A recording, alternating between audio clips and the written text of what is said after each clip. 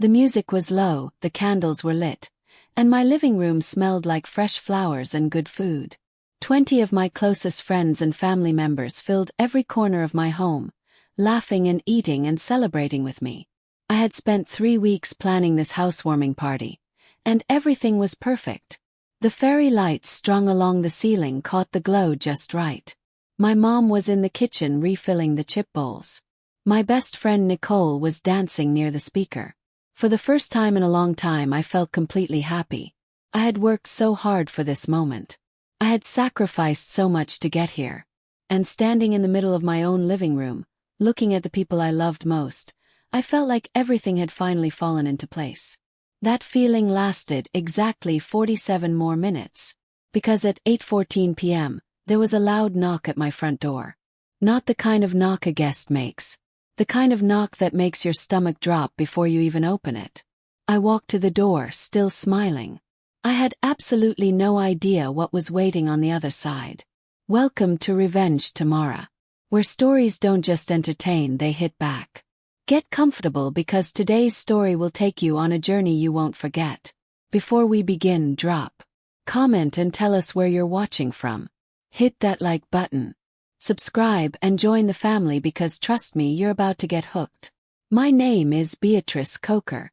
I am 32 years old, and I grew up in a small apartment in Asheville, North Carolina, with my mom, Patricia, and my younger brother, Caleb. We never had much. My mom worked 2 jobs most of my childhood, and I learned early on that nothing in life comes free.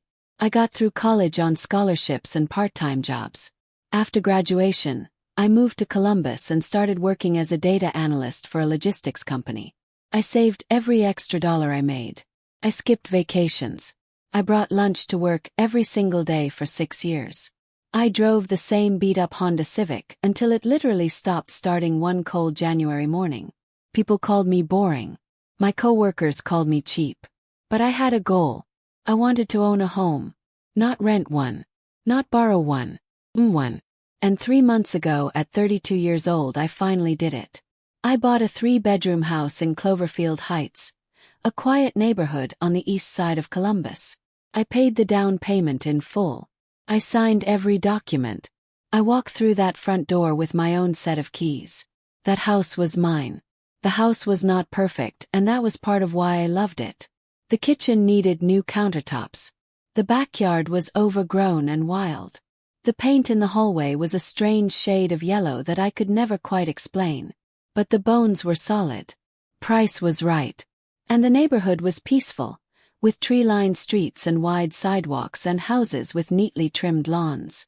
My realtor, a kind woman named Donna, told me I was getting a great deal.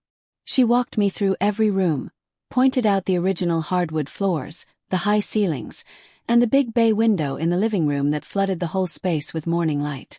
I fell in love with that window on the very first walkthrough. I put in my offer that same afternoon. The previous owners, an elderly couple moving closer to their children in Arizona, accepted within 24 hours. The closing process took 6 weeks. There were inspections, insurance forms, and more paperwork than I had ever seen in my life. But I signed every page. I understood every document. And when it was finally done, the house was legally, officially, completely mine. Every single square foot of it belonged to me. I met my neighbor Frank Dawson for the first time 2 days after I moved in. I was carrying boxes from my car to the front door, and he was standing on his porch across the street watching me. He was a heavy-set man in his late 60s with white hair and a permanent frown. I waved at him. He did not wave back. He just stood there, arms crossed, watching. I told myself he was probably just a quiet type. Some people are not very social, and that is perfectly fine. I went back to carrying my boxes. But over the next few weeks, it became clear that Frank Dawson was not just quiet. He was hostile. He would stare whenever I pulled into my driveway. Once, when I was mowing the front lawn, he walked to the edge of his property and watched the entire time without saying a single word. Another time, I caught him talking to another neighbor, Mrs. Page, while pointing directly at my house. When I smiled and waved at them both, Mrs. Page smiled back warmly. Frank turned and walked inside without acknowledging me at all. Something about his behavior made the back of my neck prickle. I could not name it yet, but I felt it. The situation with Frank got worse in week 3. I came home from work one afternoon to find a note tucked under my windshield wiper. It was typed, not handwritten, which I thought was odd. It said, "This is a family neighborhood. Keep your music down and your visitors orderly." I stared at that note for a long time. I had not played loud music once since moving in. My visitors had all been quiet. I had not thrown a single party. I had done absolutely nothing wrong. I knocked on Frank's door that evening, note in hand, to have a calm conversation. He opened the door, looked at the note, then looked at me and said, "I don't know what you're talking about." Then he closed the door in my face. I stood on his porch for a moment, genuinely confused. That was when I started keeping records. I wrote down every incident in a notes app on my phone. The date, the time, and exactly what happened. Something told me I was going to need it. I also talked to my mom about it. She told me to be careful, to document everything, and to never let anyone make me feel like I did not belong in my own home. I listened to every word she said. I decided to plan my housewarming party for the last Saturday of October, 3 months after officially moving in. I wanted to give myself time to get the house looking exactly right before inviting everyone over. I painted the hallway a clean, warm white. I bought new countertops for the kitchen and had them installed by a professional. I fixed the backyard fence and planted a small flower bed near the back steps. I hung curtains, bought furniture, and slowly, room by room, turned the house into a real home. Nicole, my best friend since college, helped me nearly every other weekend. She had a strong eye for decoration and very firm opinions about throw pillows. By the time October came around, the house looked beautiful. I sent invitations to about 25 people, mostly close friends and family. My mom drove up from Asheville. Caleb came with his girlfriend. My coworker Brittany brought a fruit platter and a card. People arrived with flowers, candles, and small housewarming gifts. I set up a long table in the dining room loaded with food and drinks. I connected my phone to a Bluetooth speaker and kept the music at a comfortable background volume. Everything felt warm and right. It was the celebration I had waited years for. The party had been going for about an hour and a half when Frank showed up. He did not ring the doorbell. He walked straight across the street and knocked on my door hard, 3 times like he owned the place. I excused myself from a conversation with Caleb and went to answer it. When I opened the door, Frank was standing there with his arms crossed and his jaw tight. He looked past me into the living room, scanning the faces of my guests like he was conducting a private inspection. "This is a residential neighborhood," he said loudly, "not a party venue." Kept my voice calm. I told him it was my housewarming party, that the music was low, and that the gathering would wrap up at a reasonable hour. He did not care. He complained that my guests were parking on the street, which bothered him even though street parking is completely legal on our block. I told him that as well. His face got red. "I know people in this neighborhood," he said, "and we have standards." I did not respond to that. I thanked him for stopping by, told him to have a good evening, and closed the door gently. My hands were trembling.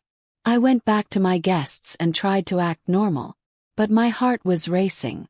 Nicole noticed immediately. She pulled me aside in the kitchen and asked what was wrong.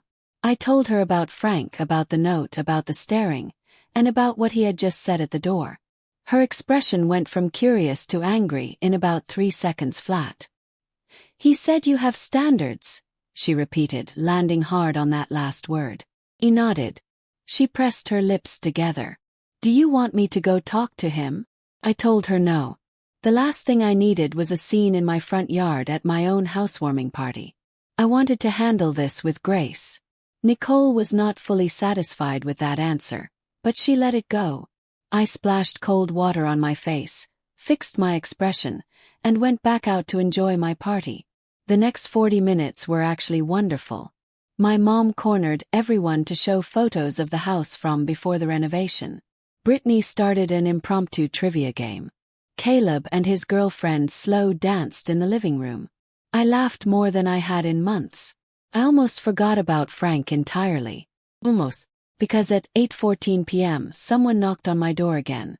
I opened the front door and found 2 police officers standing on my porch. Behind them, standing in my front yard with a satisfied look on his face, was Frank. My stomach dropped. The officers were polite but serious. One of them, Officer Brooks, asked if I was the occupant of the house. Said yes. He explained they had received a noise complaint and a report of a large, unauthorized gathering. I told them it was my housewarming party. Officer Brooks wrote something down. His partner, Officer Weston, looked past me into the house the same way Frank had done earlier. "Can you confirm that you reside here?" Officer Brooks asked again. That question stung. I had already told him I was the occupant. But I kept my composure. "Yes," I told him. "I live here. I own this house." Officer Brooks nodded slowly. Then Frank stepped forward from the yard, hands in his pockets, and said something that completely knocked the air out of my lungs. "Officers, I have lived on this street for 22 years, he said. "This woman does not own this house. She's renting from someone else. Whoever the real owner is, they should know their tenant is running a party business out of here." The words hung in the air like smoke. I turned and looked at Frank. My mouth was dry. I could feel 20 pairs of eyes on my back as my guests leaned toward the open door, trying to understand what was unfolding. I turned back to the officers and said, clearly and evenly, that I was the owner of this home, that I had purchased it 3 months ago, that I had the documents to prove it. Officer Brooks asked if I could provide some form of identification or proof of residence. I stepped aside and asked them to come in. They did. Frank followed without being invited, which I noticed but chose not to address in that moment. Once inside, the noise in my living room dropped to almost nothing. My guests pulled back. My mom stepped forward, but I caught her eye and shook my head slightly. I did not want things to escalate. I went to my bedroom and grabbed my wallet. I brought out my driver's license, which listed this address. I handed it to Officer Brooks. He looked at it and handed it back. "This shows you live here," he said. "But do you have anything that shows ownership?" I took a slow, quiet breath. "Yes," I said. "I most definitely do." I was about to go get the folder with my closing documents from the closet in my bedroom when Nicole appeared beside me. She was holding her laptop. She had that look on her face she gets when she is 3 steps ahead of everyone else in the room. "I have a better idea," she said quietly in my ear. I looked at her, then at the laptop. A slow understanding began to spread through me. You see, a week before the party, Nicole had suggested we put together a little slideshow. Just a fun presentation with photos of the house transformation, before and after pictures, and a few personal slides to share with our guests. We had built the whole thing together.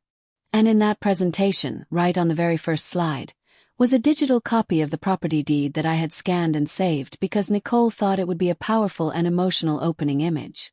My name was on it. The address was on it.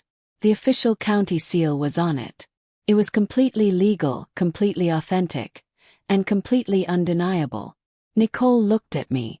I looked at the blank wall across from us, where we had set up the projector for the slideshow an hour earlier. I nodded once. Nicole opened the laptop. The room went completely silent as Nicole connected the laptop to the projector cable. The pause screen that had been resting on the wall disappeared. Officer Brooks and Officer Weston both turned toward it. Frank turned too, though slowly, like a man unsure of what was coming. My mom moved to stand beside me and slipped her hand into mine. I squeezed it. Nicole pulled up the presentation file. She clicked to the first slide. And the wall lit up. The property deed for 4821, Cloverfield Lane, Columbus, North Carolina, filled the entire wall in large, sharp detail. It was a scanned image of the original document, the kind with an official watermark in the background and a raised notary seal. At the top, in bold text, were the words, "Warranty Deed." Below that was the legal description of the property. And right in the center of the document, clearly printed in black ink, was the name of the grantee. The person to whom the property had been legally and permanently transferred. Name: Beatrice J. Coker. Below that, the purchase date. Below that, the signature of the county clerk. Below that, the official stamp of the Franklin County Recorder's Office. Every detail, fully visible, right there on the wall. The silence lasted a full 5 seconds. Then somebody in the back of the room let out a slow, low whistle. I did not look to see who it was. I was watching Frank. His face had changed completely. The satisfied look was gone. The confidence was gone. He was staring at the wall with his mouth slightly open, and for the first time since I had met him, he looked genuinely uncertain. Officer Brooks stepped closer to the wall and read it carefully. He asked Nicole to scroll down, and she did without hesitation. He read the second page, which included the purchase price, the legal parcel number, and the notarized signatures of both me and the sellers. Officer Weston crossed his arms and looked briefly at the floor. Frank opened his mouth, then closed it again. I stepped forward so I was standing directly beside Officer Brooks, facing the wall. "That is my name," I said, pointing calmly. "That is my address. That is my house." Officer Brooks straightened up and turned around slowly. He looked at Frank. Frank was still staring at the wall. "Sir," Officer Brooks said carefully, "it appears the homeowner has produced valid proof of ownership." There was another long silence in the room. And then Frank said the most revealing thing he had said all night. "That could be fake," Frank said. His voice was different now. Quieter. Far less sure of itself. "Anyone can put a name on a document." Nobody in that room responded to that for a long beat. Not me. Not the officers. Not a single one of my guests. The silence itself was the loudest thing in the room. Officer Weston cleared his throat. He pulled out his phone and typed something carefully. After a moment, he showed the screen to Officer Brooks. I could not see exactly what it said, but I watched Officer Brooks nod. Officer Weston then turned to Frank and said, "Sir, a quick search of the Franklin County Auditor's public records confirms that this address is listed under the name Beatrice J. Coker, with a purchase date that matches exactly what is shown in that document." He said it calmly, not with cruelty, just with the steady, even tone of someone stating something that has become completely undeniable. Frank looked at Officer Weston's phone. He looked at the wall again. He looked at me. I had not moved. I was standing in the middle of my living room, in the middle of my housewarming party, in the middle of my home.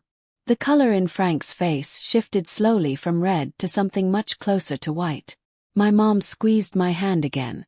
I did not cry, though I felt the pressure building behind my eyes. I had promised myself a long time ago that I would not let people like Frank Dawson see me cry. Not because crying is weak, but because my tears were mine and he had not earned them.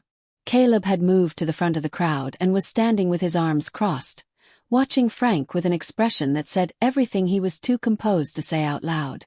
Brittany had her phone in her hand but was not recording. She had simply gone still, the way people do when they are watching something that feels historic and can sense it in the air. Nicole stood beside the projector with her hands folded in front of her, completely composed. Officer Brooks looked slowly around the room. At my guests, at the food on the long table, at the low string of fairy lights, the candles, at the flowers on the windowsill. He looked at the party as if truly seeing it for the first time. Maybe when he had first walked in, he had carried a certain picture in his mind. Now, standing inside a carefully decorated home that clearly belonged to the woman in front of him, that picture had been replaced with something else entirely. Officer Brooks turned to me. He spoke in a low voice, and his tone had shifted noticeably. "Ma'am," he said, "I apologize for the disruption to your event." It was not a long apology. It was not an elaborate one. But it was real and it landed with weight. He then turned to Frank and explained professionally and methodically that the noise complaint had been evaluated and that the music level was within the legal limit for the time of night. He explained that street parking is permitted on residential roads unless otherwise posted with signage. He explained that the gathering appeared to be a private, non-commercial event taking place inside a residence legally owned by the person hosting it. He said all of this calmly, but the meaning could not have been clearer. There was no violation. There had never been a violation. Frank Dawson had called the police on a woman celebrating a housewarming party in her own home. And now he was standing inside that home, facing a deed projected on the wall, surrounded by her family and friends, while a police officer explained to him exactly why not a single one of his complaints held any ground. Frank shifted his weight from one foot to the other. He did not apologize. He opened his mouth and tried one final time. "I was just trying to look out for the neighborhood," Frank said. His voice was quiet now, almost small. A few people in the room reacted visibly, though not loudly. I saw Brittany press her lips together firmly. I saw my mom close her eyes for 1 second, then open them again. Officer Weston picked up his notepad and wrote something down. I had a strong feeling I knew what it was. I looked at Frank, and I said something I had been building toward for 3 full months. Not in anger. Not with bitterness. Just with complete, steady clarity. "Frank," I said, "I have lived on this street for 3 months. I have waved to you every single time I have seen you outside. I have never played music past 9 in the evening. I have never blocked your driveway. I have never done a single thing to you. And yet you have watched me, left anonymous notes on my car, and tonight you called the police on me at my own housewarming party and told them I was not the owner of my home." I paused for just one moment. "I am the owner of this home. I earned every part of it. And I am not going anywhere." The room was absolutely still. Frank Dawson had nothing left to say. He left without another word. He walked to my front door, opened it himself, and stepped out into the night. Nobody stopped him. Nobody cheered, though I could feel that some people wanted to. The door closed quietly behind him. And for one stretched moment, my living room was perfectly silent. Then my mom let out a long breath that turned into something between a laugh and a relieved sigh. Caleb started clapping slowly, and Brittany joined in immediately, and then almost everyone in the room began to applaud. Not a wild, overwhelming applause. The gentle, warm kind that happens when something feels truly earned and long overdue. Nicole lowered the laptop lid slightly but left the deed projected on the wall. She told me later it was completely intentional. She wanted it to stay up for the rest of the night. I stood in the middle of the room and stared at my name glowing across that wall. Beatrice J. Coker. Grantee. Owner. It was not a title anyone had handed me. It was not a favor from anyone. It was not luck. It was 6 years of packed lunches and skipped vacations and early mornings and exhausted late nights. It was every sacrifice written in ink, certified by the county, and now visible to every person in that room. Officer Brooks gave me his card before leaving and told me that if the neighbor caused any further issues, I should document everything carefully and file a formal complaint with a non-emergency line. I thanked him sincerely. I meant it completely. Officer Weston gave me a small, deliberate nod on his way out, the kind that felt like it carried an acknowledgement of something larger than just the conversation we had all just been part of. When the door closed behind both officers, the energy in the room lifted like a window being thrown open. Someone turned the music back up. My mom headed to the kitchen to refill the snack bowls, shaking her head and muttering something I could only half hear but knew was filled with quiet wisdom and deep love. Caleb put his arm firmly around my shoulder and said, "You handled that like an absolute professional." I laughed and told him I had basically been rehearsing for that conversation for 3 months without realizing it. Brittany handed me a cup of punch and declared loudly that this was the best housewarming party she had ever attended in her entire life. I told her I hoped that was a very low bar, given everything that had just happened. She laughed hard. And just like that, the party continued, warmer and more alive than ever before. The rest of the evening was exactly what a housewarming party is supposed to be. People wandered through every room of my house, admiring the renovation work, asking about the floors, the kitchen countertops, and the backyard garden bed. My mom gave a personal tour to anyone willing to follow her, pointing out every detail like a proud parent at a school play. "She refinished these floors herself," she would announce, or "She picked out every single tile in that bathroom." Most of it was completely true. Some of it was mildly exaggerated, but in the very best possible way. Nicole refilled the punch bowl twice. Caleb's girlfriend told me she wanted to do something similar with her own kitchen someday and asked if I had any advice. I spent 20 minutes talking to her about countertop materials and contractor costs, two topics I had become unexpectedly passionate about over the last few months. Around 10 o'clock, guests started leaving in small, cheerful groups. Hugs at the front door. Promises to come back soon. Takeaway containers filled with leftover food pressed warmly into people's hands. I stood at the door and said goodbye to each person, and every goodbye felt genuine and full and right. By 11, the last guest was gone. It was just me and Nicole left. Nicole and I cleaned up together the way we always had since college. She washed and I dried. We did not talk much at first. That comfortable quiet settled between two people who have known each other long enough not to need constant words. The deed was still glowing on the wall. At some point I walked over and switched off the projector, and the document disappeared, replaced by the soft warm light of the lamp in the corner. I stacked the empty plates. I folded the tablecloth neatly. I packed the leftover food into containers and lined them up in the fridge. When we were done, we both dropped onto the couch with 2 glasses of water, and Nicole looked at me and asked, "How are you?" Not the party version of that question. The real one.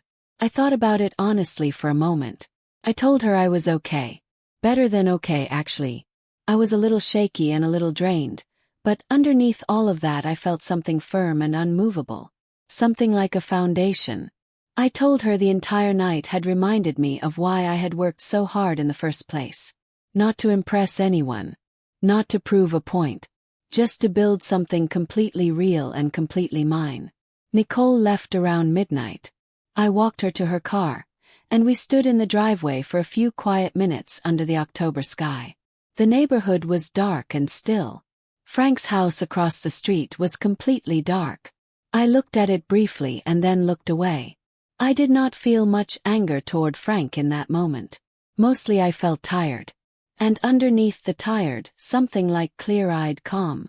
I had been trying to understand for 3 months why Frank behaved the way he did. Why he watched me, why he left notes, why he assumed without question that I did not belong there. I had tried to explain it to myself in different ways. Maybe he was just unfriendly. Maybe he disliked all his neighbors equally. But standing in my own driveway that night, after everything that had happened, I stopped trying to explain it. Some people will look at you and decide, before you have done a single thing, exactly what they think you are. And no amount of smiling or waving or being perfectly reasonable will ever change that decision for them. The only answer is to live your life so fully and so visibly that their version of you simply cannot survive. I hugged Nicole tight. She said she was proud of me. I told her I was proud of myself too. I went inside and locked the front door behind me. I turned off the lights one by one, moving slowly through the house. Kitchen. Dining room. Hallway. I stood in the living room for a moment in the dark, looking out through the bay window. The street outside was empty and perfectly still. The fairy lights I had strung along the ceiling cast a faint warm glow across the hardwood floors. My floors. I had refinished them myself over one long weekend in August. Knees aching, arms sore, music playing quietly from a small speaker in the corner. I thought about that weekend. I thought about all the weekends that had come before it. The Saturday mornings spent researching mortgage rates on my laptop with a cup of coffee going cold beside me. The evenings on the phone with Donna going over numbers for the 4th and 5th time. The night I finally signed the last document and sat alone in my car outside the county office and cried for about 10 minutes because I genuinely could not believe it was real. All of that had brought me to this exact moment. Standing in my dark living room, in my quiet house, on my street, with my name recorded permanently with the county. No one could take that. Frank Dawson had tried. And the wall had answered. The next morning, I woke up to a text from Caleb. It read, "For real though, last night was legendary. Also I think you should frame the deed." I laughed out loud in my empty bedroom. Then a text came from Brittany, then from my mom, then from 3 other guests who had been at the party. Everyone checking in. Everyone still talking about what had happened. My mom's message was the longest by far. 4 full paragraphs. She wrote about watching me grow up in that small apartment. About how hard I had worked when nobody was watching. About how proud she had been standing in that room. She ended it with, "That neighbor of yours had absolutely no idea who he tried to mess with. You were built for exactly that moment." I read those words 3 times in a row. Then I got up, made myself a strong cup of coffee, and stood at the bay window with the mug warm in both hands, watching the morning light come through the glass. It was a Sunday. I had nowhere to be. I spent the day rearranging a bookshelf, sitting in the backyard with a blanket and a novel, and eating leftover party food for lunch. It was one of the most peaceful days I had known in years. My house was still and warm and completely mine. I never had another real confrontation with Frank after that night. The staring from his porch stopped. The notes on my car stopped entirely. A few weeks later I saw him outside getting his mail as I pulled into the driveway. He looked up at me, and for 1 second neither of us moved. Then I gave him a small, simple nod. Not warm but not cold either. Just an acknowledgement. He looked away and went back inside without a word. I did not need an apology from Frank Dawson. I had understood for a long time that not everyone who wrongs you will ever admit it. What I needed was for it to stop. And it had stopped. I later heard from Mrs. Page, who turned out to be a genuinely warm and lovely neighbor, that Frank had tried to file a complaint with the neighborhood association about the noise that night. The association reviewed the responding officer's report, confirmed there had been 0 violations, and closed the case without discussion.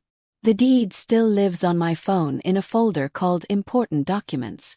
Some evenings, when I am sitting in my living room with a book or a cup of tea, listening to the house settle quietly around me, I think about that moment when Nicole clicked open the presentation and my name lit up the wall. And I feel it all over again. That quiet, unshakable thing. That single word that took 6 full years to earn.